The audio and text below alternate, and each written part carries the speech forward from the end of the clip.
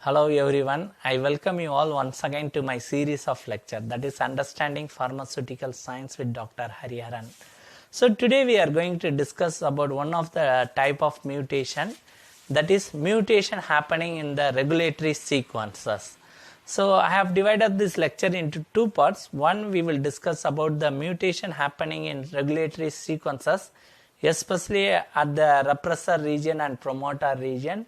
And second part, we will discuss about the mutation occurring in the tRNA and rRNA genes. So first let us understand what is meant by a mutation. So if you see, mutation is a Latin term called as muter. So in English we call as to change. That is, it is initially characterized that a change in the physical structure, that is the phenotype, we called a mutation. Later on, our understanding with the genetics, that is the concept of the change in the nucleotide sequence, has led to change in the phenotypic sequence. So that's why now we recognize that the alteration or change in the nucleotide sequence is considered as mutation.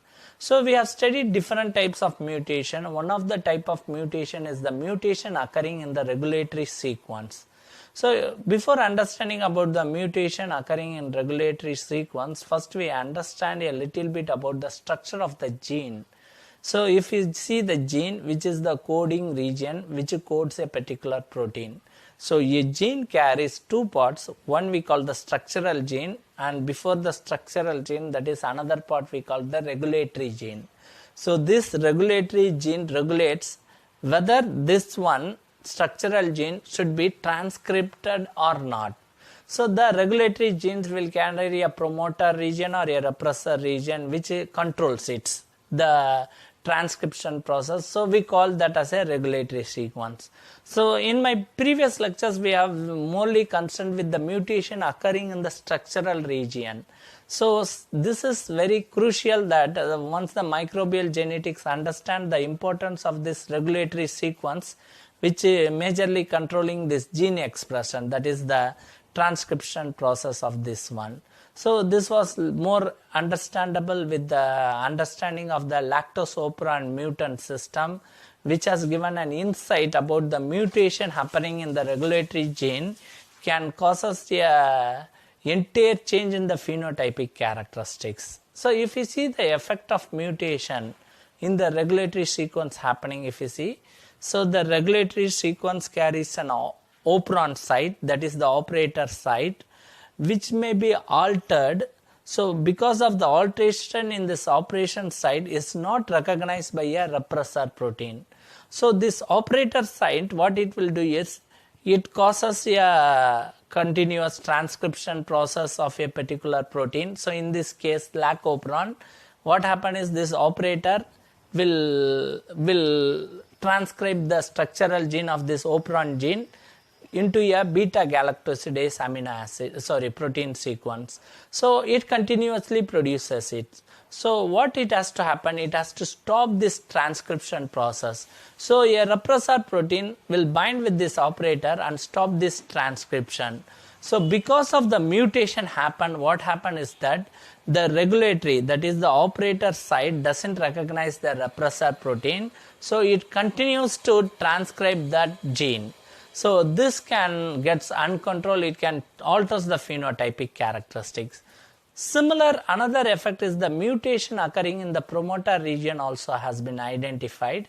So in this sense happen is that the promoter becomes non-functional. So a mutation occurring in the promoter region can makes the structural gene not transcriptable one. So the promoter is responsible for the transcription of the structural gene. So the mutation occurring in the promoter region, what happened is, it doesn't code the transcription process. So because of this, even though the structural gene is normal in nature, the protein doesn't produce. So finally there will be no production of this protein, can lead to phenotypic changes. So why this happening is that the promoter change is not recognized by RNA polymerase.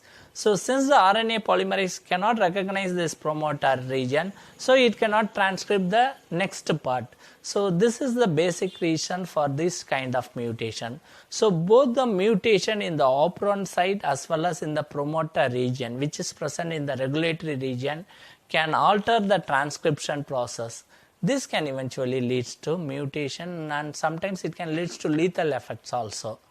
So second type, if you see the mutation occurring in tRNA and rRNA genes. So if you see the mutation occurring in tRNA and rRNA genes, because this tRNA and rRNA both are very much important in the translation process. If the tRNA doesn't produced, or a mutation occurs in a tRNA or RNA, and what happens is it stops the translation process. Because of a stop or underactivity of the translation process, it produces a decrease in the protein synthesis. This decrease in protein synthesis can alter the phenotypic characteristics of the cell. So this mutation in tRNA and rRNA can alter the phenotype of the organism. So these mutants were initially not identified. Later on, because of slow growth of certain cells, it was identified that mutation in tRNA and RNA has reduced the growth as also the phenotype of that particular cell. But this is reversible one because of the suppressor mutation. It can restore to normal function or near normal function also. So thank you very much for understanding about the mutation and the different types of mutation. So kindly view my video lectures on the various other aspects like immunology, fermentation technology and rDNA technology also. So thank you very much.